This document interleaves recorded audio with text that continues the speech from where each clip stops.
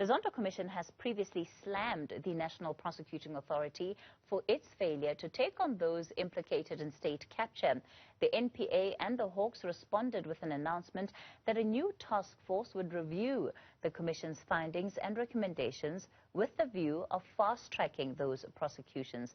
Well, to tackle more of the state's capacity to investigate and prosecute those who've broken the law, we're joined by Dr. Jean Redpath. She's a senior researcher at Africa Criminal Justice Reform at the Dullah Institute. Dr. Redpath, good evening to you, and thanks for your time tonight. It's been an ongoing conversation, and with the release of Part 2 of the State Capture Commission of Inquiry report, questions of accountability are going to remain with us. And I think there hasn't been a clear communication from the NPA about what is really preventing it from being able to prosecute people in the way that South Africans would have expected to see. Your own analysis of what the challenges that the organization faces are. So the first thing we have to realize is that in our constitutional framework, the National Prosecuting Authority is the only entity which can actually prosecute cases. So there are many entities which have the mandate to investigate and to carry out investigations on corruption. The Special Investigating Unit, for example, has the mandate to recover funds that have been lost to corruption. But it is only the National Prosecuting Authority which can prosecute. And so you have all of these matters from various entities which are then referred to the National Prosecuting Authority for prosecution. And what you often have is a situation where an investigation hasn't been done with a particular view to prosecution, but to recovery of funds or with a view to disciplinary inquiry. And so very often the prosecuting authority has to, in partnership often with the Hawks, has to redo the investigation with a particular view on prosecuting cases. And we know that the criminal justice system suffered state capture to some extent also over the last decade. And many of the skills that are necessary for complex commercial crimes are no longer in the organization. And so we have very few people who actually have the capacity to assist with investigations and ultimately prosecutions. The NPA, in the statement that it released following the first part of this report, acknowledged that it had had deficiencies and those had contributed to the lack of prosecutions that we have seen so far. But what does the future look like? Because ultimately, there is, mountains of evidence that are sitting. There are very real expectations from South Africans for those who have been found guilty or who've been accused of corruption to be able to answer to those charges before a court of law. So practically, what does the NPA need to do so that whatever is found in the Commission of Inquiry's report, is not in vain? Certainly, I would agree with you that it's absolutely crucial that the key players in particular are held to account for what they have done. And there are a number of things that the prosecuting authority can do, which it has not really done thus far to assist with this process. The first is to accept help. There have been offers of help from forensic accounting firms, from advocates, and the prosecuting authority has been loath to accept that help because of perceptions that this might skew their independence.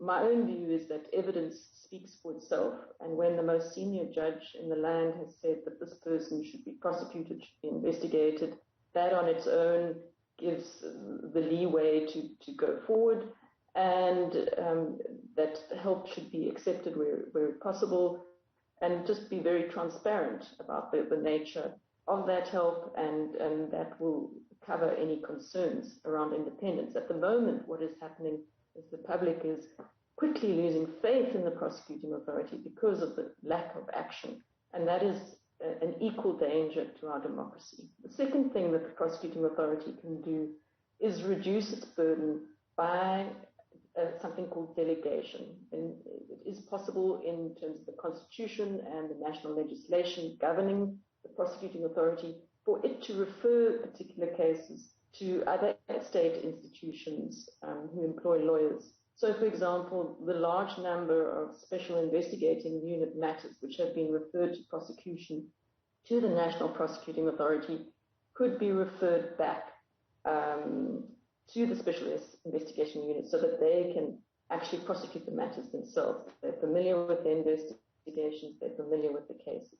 When it comes to the Zondo matters, it is probably preferable that the prosecuting authority itself prosecute those matters. And here, they should really be mindful of low-hanging fruit. So to look for discrete matters, there may be some people who've been mentioned frequently in the Zondo report. In the latest one, there are some names that come up on multiple occasions, and there may be some offences which are easier to prosecute than others.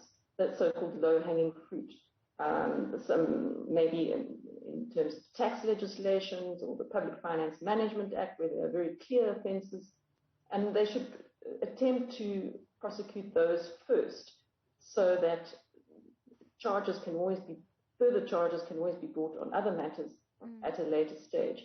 Once some prosecutions have occurred, it will signal a serious intention on the part of the National Prosecuting Authority, and it may encourage other potential accused persons to agree to plea and sentence agreements, in terms of which they may receive a somewhat lower sentence than they would otherwise have. I know some people might not be happy with that, but in terms of my priority, my recommendation would be to get a conviction which would exclude those people from future public office. And in terms of our Constitution, that is a minimum of 12 months without the option of a fine. That would exclude them from future public office. And that would really be the priority. Further charges can always be brought on other matters, but plea and sentence agreements would be a quicker way of resolving matters. And we've already seen that being used in the BBS matter, where one of the accused has already been sentenced, and it is likely that he will testify against the others. And that's the sort of scenario that can help to speed up the prosecutions of these matters. Dr. Redpath, with the departure of Hermione Cronje, there has been a suggestion that perhaps the NPA is not as committed to prosecutions as it declares within a public space. Your own interpretation and reading of what that level of commitment would need to be, again, in order to secure successful investigations and prosecutions? Well, certainly that has created the impression of problems and of lack of commitment. And here we would ask of the NPA to be a lot more transparent and accountable about the investigations that the investigating directorate is doing, and about the prosecutions that it intends to undertake, and those that it decides not to undertake. And, you know, the NPA has in the past and recently behaved in a very secretive and confidential manner, frequently claiming that it will jeopardize cases and jeopardize the successful prosecutions. But there needs to be a very close analysis of whether that really is the case. My own view is that a far more transparency could be possible, and this will help to bolster the image and the confidence in the National Prosecuting Authority. At the moment, it's very hard to tell, based on the public pronouncements and what's happened, what hasn't happened in the courts thus far, and the slow pace of the prosecutions which have occurred, which have tended to be of the more lower level people, of middle people. High level prosecutions have not really commenced to any great degree, and we need some transparency. We need to hear from the NPA on a far more regular basis about what is occurring behind the scenes.